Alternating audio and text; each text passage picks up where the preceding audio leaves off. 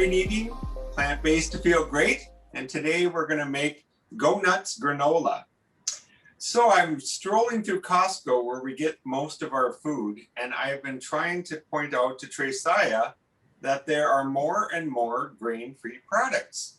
And the reason I'm interested in grain-free is because I have a problem with eating wheat and a lot of different grains, and yet I love bread products, cereal, and all that stuff. So I'm always looking for a cereal or a bread or a cracker that's grain-free. It's made with some alternative substances besides wheat and other things like that. So I found a granola mix online, a granola recipe. And I found out that when they take out the grain, which is a sticky good substance and stuff like that, they need to supplant it with something else. And what they usually do is they use a sticky sweetener. And Tracy and I try to stay away from as much sweet as we possibly can. So I found myself having to look at the recipe and just kind of reinvent it. And so what I did was I thought, I love its nuts. The nuts and the seeds and all that stuff are great. And I'll talk about them as I put them in. And then I'll tell you how I stick it together and why it's still awesome. So I'll talk about the ingredients as I put them in, and that'll kind of make sense to you. First of all, I just have simple food processor. You can get by if you don't have this with a blender. You can do it in small portions in a blender too, I would think. I haven't tried that, but I think it would work. But I have a good ample cup of nuts. I've got macadamia nuts, hazelnuts, walnuts, cashews, and I think that's it.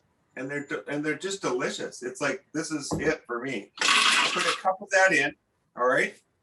And then the next thing that makes it super hearty, super protein is I've got pumpkin seeds and sunflower seeds. And that's wonderful, Protein City.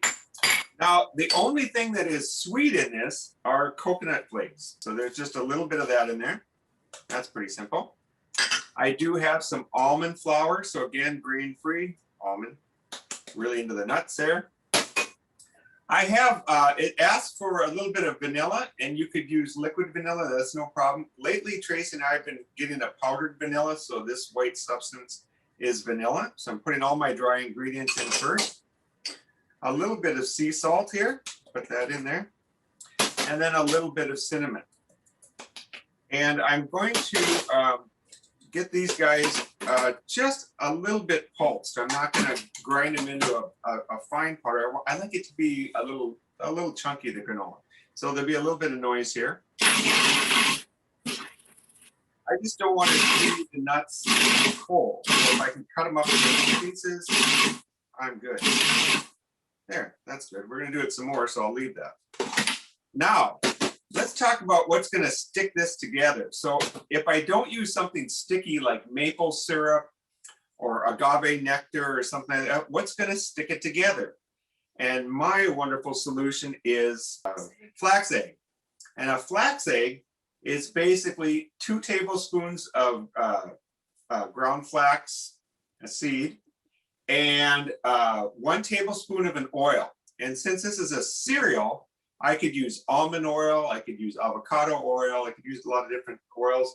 I chose avocado oil. So 2 tablespoons of flaxseed, 1 tablespoon of avocado oil, and 4 tablespoons of very warm water. Mix it together, set it aside. It says you can set it in the fridge. I did that for a while, but it's sticky. It's really sticky. Now I'm going to put that in here because now I'm going to want to stick this together. So I put that in. That's my sticky egg. And if you want this stickier, just make a second egg if you want to. The other wet ingredient in all of this is coconut oil, but I'm just double checking everything here.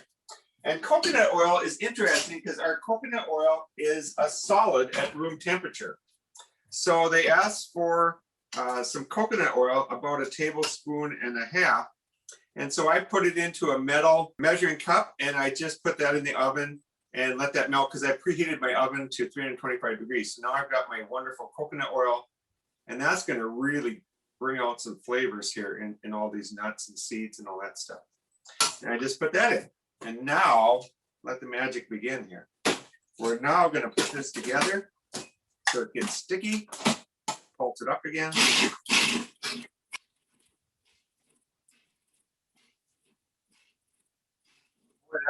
That flax eggs and oil really do the trick.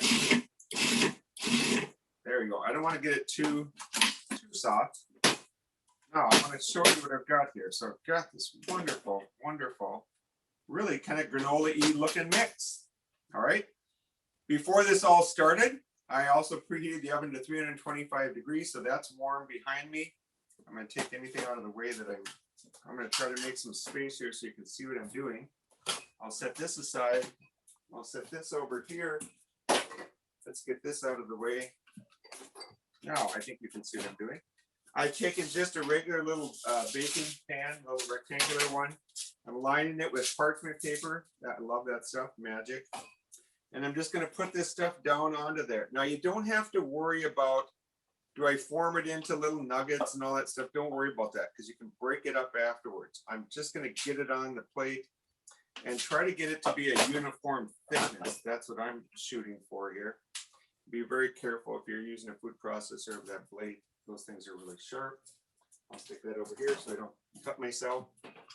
And I've got all my stuff just out on the plate here, and you can do whatever you need to do with a spatula, with whatever tool works for you to get this flattened out and just push it around the plate.